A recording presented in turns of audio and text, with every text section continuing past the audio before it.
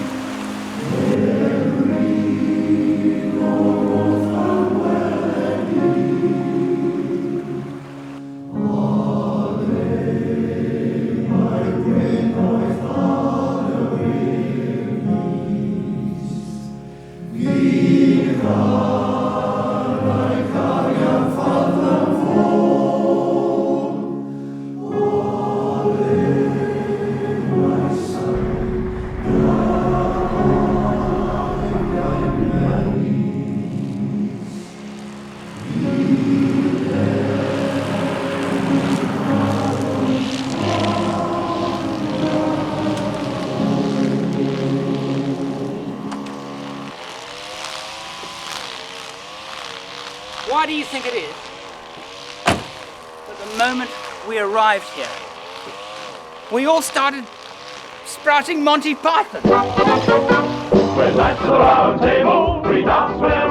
I'm Andrew St Pierre White. Join me as I share my passion for building four-wheel drive trucks and travelling to the remotest parts of the world. It is my birthday today, and I am in Wales. Why have I come to Wales? Well, firstly, it's not too far from where I live. And secondly, I'm photographing the world's most beautiful motorcar. The best thing ever!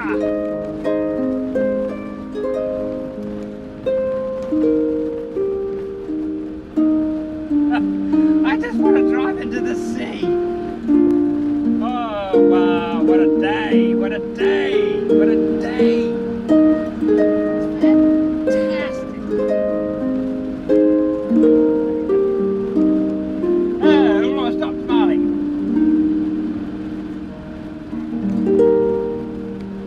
Hello, I'm back after a sleepless night, worrying again. Boy, this Range Rover project is taking it out of me and I haven't even seen it yet, and that's the problem.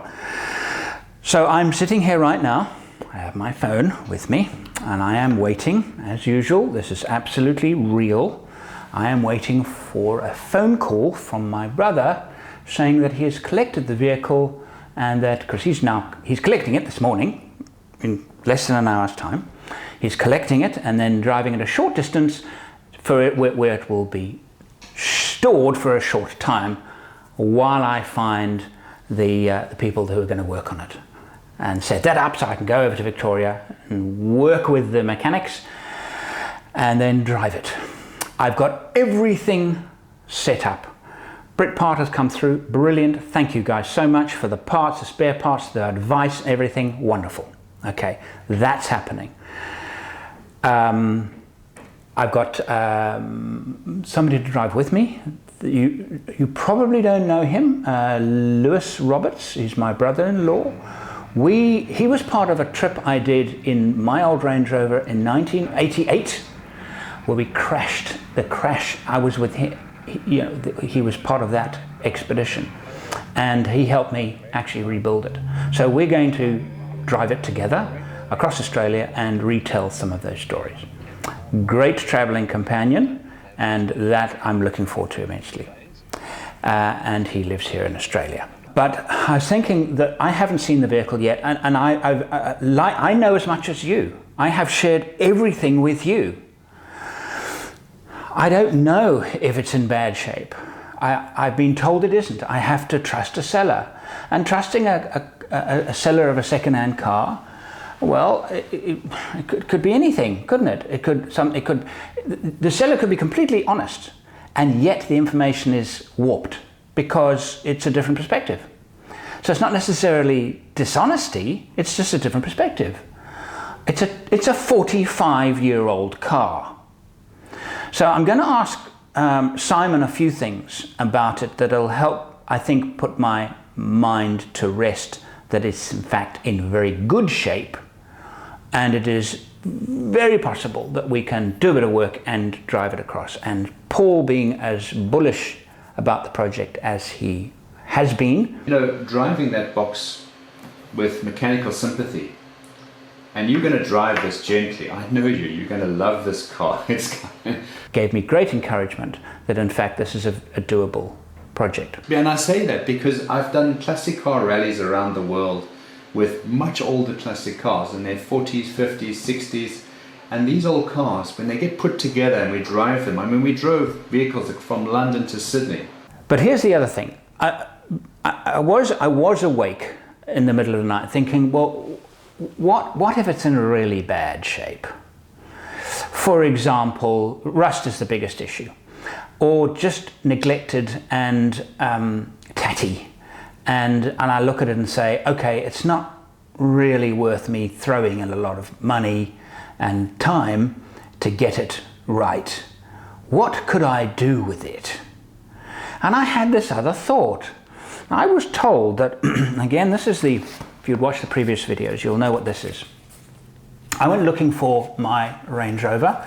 I owned it between 82 and I sold it in early 91. Somebody who actually does this professionally helped me, and I looked for my father's Range Rover, found no trace, but mine actually did find that it had actually been scrapped, and found amazingly the original paperwork and the builder's plate.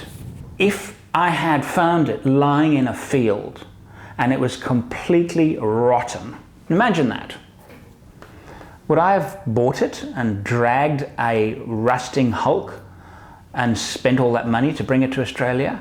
No, it would be ridiculous. If there were no or very few parts that I could take from it, would I do that? No. What I would do is take the builder's plate off and rebuild it from scratch. And I've got all the original paperwork for my car sold to the original owner in Lancashire, Rochdale, Lancashire, was my one, and he took it to South Africa, and I bought it from him, obviously, in South Africa. And the one that I've just bought, one of the reasons why I believe that the car is genuine and everything that I have learnt about the car is in fact correct, even down to the very low mileage, is because I have all of the original paperwork for the car. That's exciting to me. And so I am a little bit anxious about what my brother's going to discover in an hour, less than an hour's time. But at the same time, I'm very, very hopeful that we'll have a good outcome, and I will be able to tell a great story, and that we will be able to drive it across Australia. What I'm also going to do during the process of bringing it here is I'm going to tell some stories from the Range Rover Diaries. Now, these are like my story time videos that I do for the channel, and I will be doing quite a few of them, and I will actually go through this diary, and not bit by bit. It'll bore the living bejeebers out of you.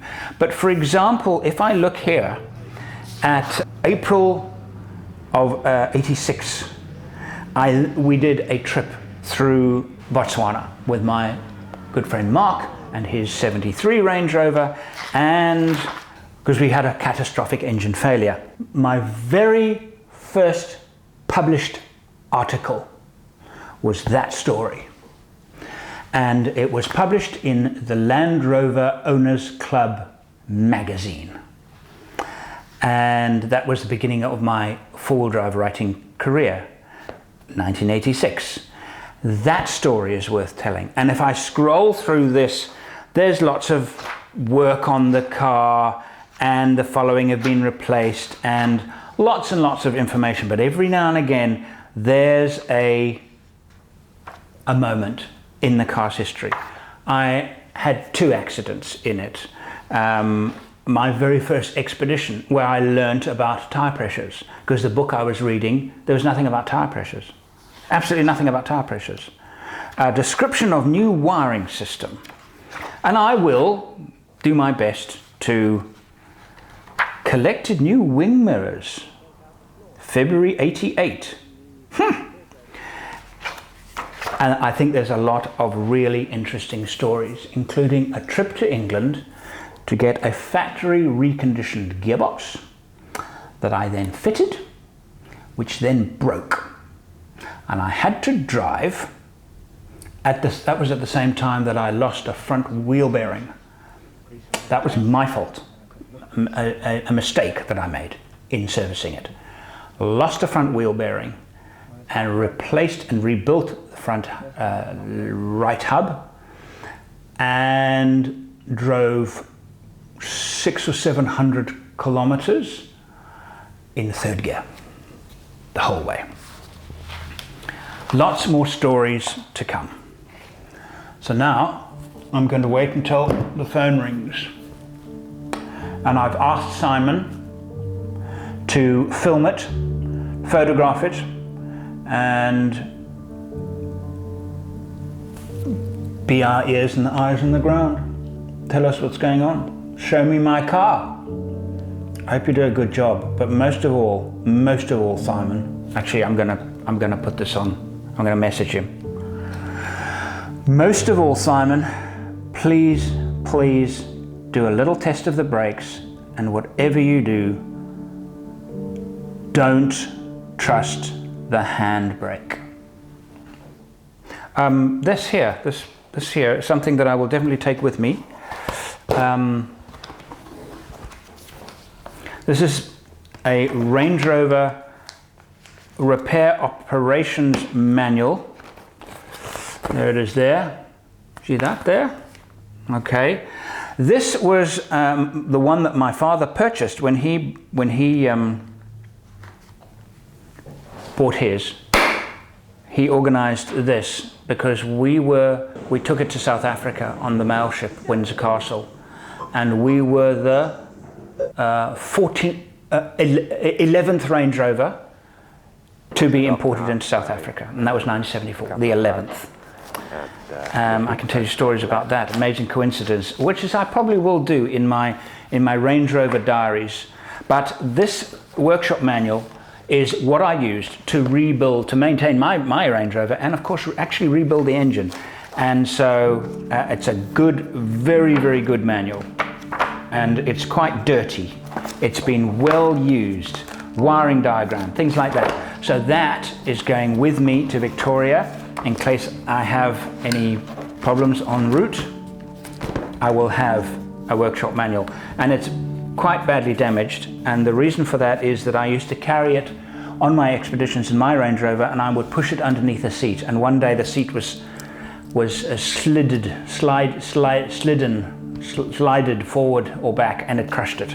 Anyway, so that's why it's a bit damaged, but it's all there, and that's very useful.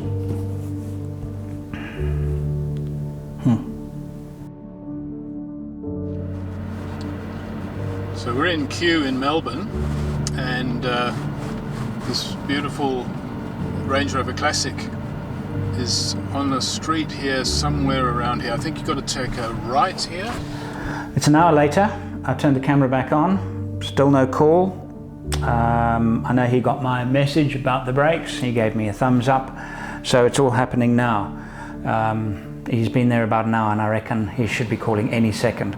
So we're looking for Andrew's Range Rover Classic. And I've been trying to remember what the fuel consumption was of my Range Rover and how much fuel the tank carried. And I've got here, the tank holds 80 litres of fuel. It's just here up on the left.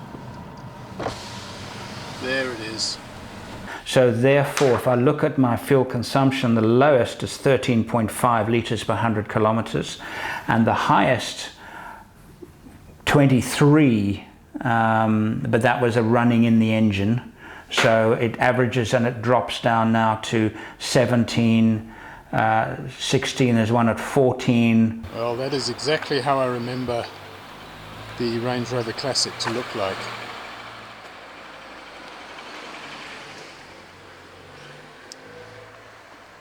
I will have a range in the tank of 470 kilometers at 17 litres per 100 k's. I must actually check the route. Travelling through Australia, is 400 kilometres going to be enough? I haven't travelled in a vehicle with such a low range since I got rid of it. Sahara Dust, I think it was called. I might have to put a jerry can in the back or certainly look closely at our route, but I'm so used to just driving straight past towns. Not this time. A little bit of paintwork damage, but otherwise just as I remember it.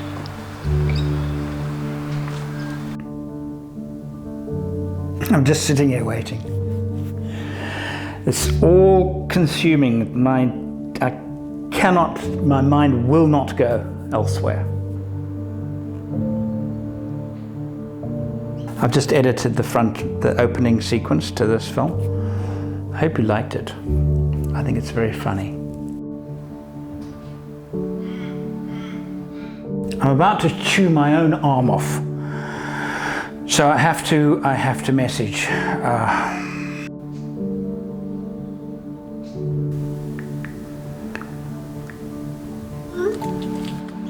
So we're just going to get Damien to start it up for us.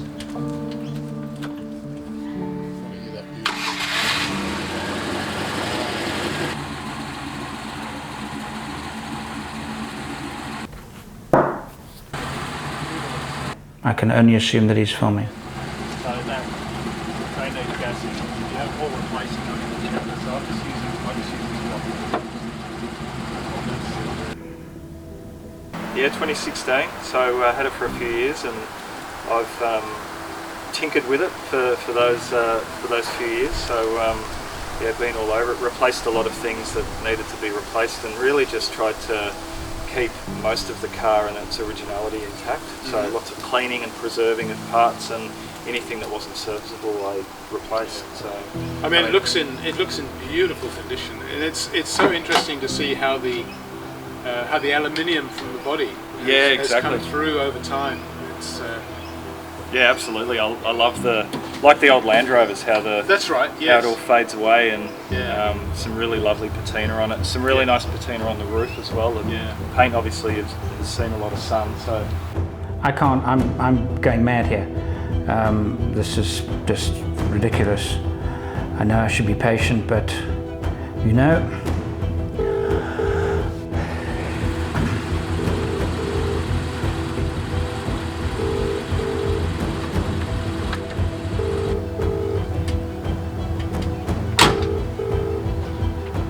Wow, it's a long time since I've done this. How are you, Rich?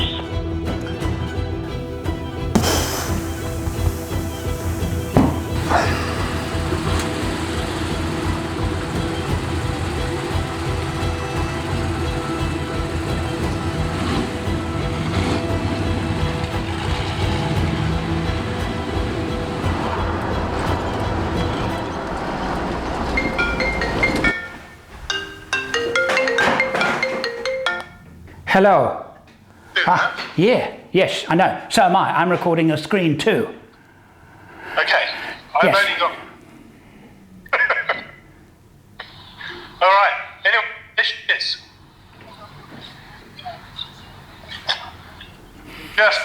Just see a park there? Yeah, she's fantastic. Nikki took some footage from the back of her cabriolet, leaning out the back over the boot, watching me drive it along the road. Cool, tracking shots, fantastic. Yes, a proper tracking shot, so it should be quite good. Anyway, she's here. I must say it is a very different vehicle to drive from what I remembered. I suppose it's just because it's 45 years old and it's, as I said, quite truck-like in its feel.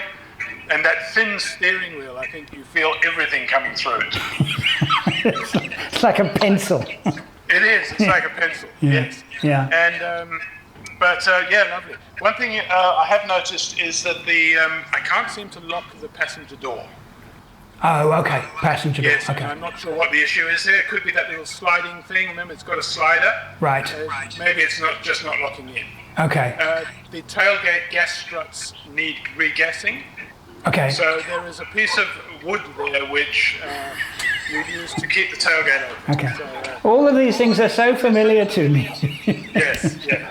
Yeah. Right, last step of its delivery journey. We're just going to drop the car off at some friends, where it's going to be undercover for a few weeks, and it's going to be gotten ready to drive all the way from Melbourne to Perth, which is a few days drive. As I'm getting used to the car, it's actually becoming a lot easier to drive.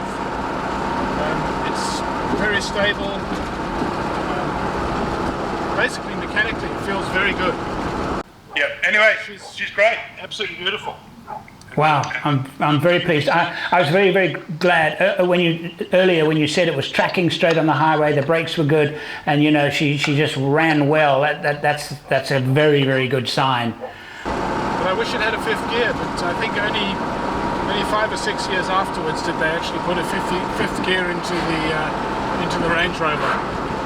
But it still has that familiar, brilliant driving position that Land Rovers are legendary for.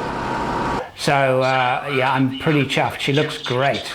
And I forgot to turn the choke off when I got here, because when I started it, I gave it a bit of choke. And of course, I'm just not used to putting chokes back in again. And I thought, gee, this thing's revving a bit high. And then I realised, oh yeah, the choke was still out. And then it idled actually very nicely. Wow, wow, that's amazing. And the engine, just beautiful. I mean, it's clean and it's been reconditioned quite recently. Yeah, recently, yes. Yeah. Yeah. So it's in good. Yeah. You're gonna have fun. And the gear coming in and out, and the gear was, your gear changing, was that good and smooth? Look, reasonably, it's a bit clunky. They are clunky, yes. Because I'm just not used to it. I think Yes. more than anything else. But the second time I drove it, it was a bit easier. Right. Okay. Do me a favor. Just turn your phone horizontally. So turn it horizontal. Yeah, like that. And now do a tracking shot around the car so I can get a really good look at the car. I know Nikki's going to do it too, but I just need it now. I need my fix. I mean, all it needs is a good spray job and it'll be magnificent. Yeah, the bodywork is actually pretty good. I'm just trying to see if I can get you a little bit of a pan of it.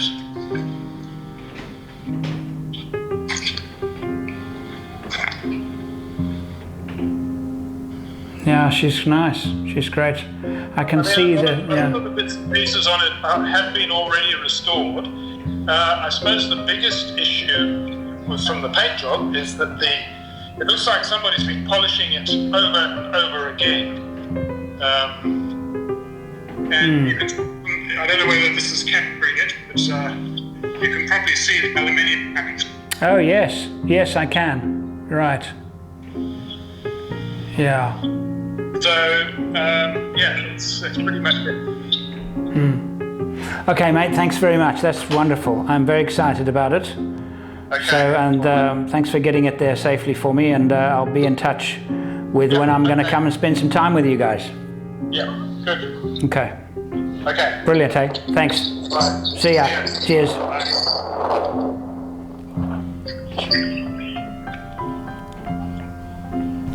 So there you have it. You know as much as I do. It's a enormous relief. I've bought the vehicle blind, and it runs well with no issues at all, and it looks good, and it looks exactly as it did. Everything looks like it's gonna go well, and the great part about it is that now, with that in mind, the chances of being able to drive it without too many challenges. The 3,454 kilometers home, I believe, is doable. But I still, at this moment, haven't found, well, I think this video will go out in probably, not for at least a week, looking for somebody to work on it with me in Perth. I can do a lot of the work myself, but if I had to do it all myself, it would take me a long time. So I do need help. Thank you again for watching and waiting up with me while I did this today.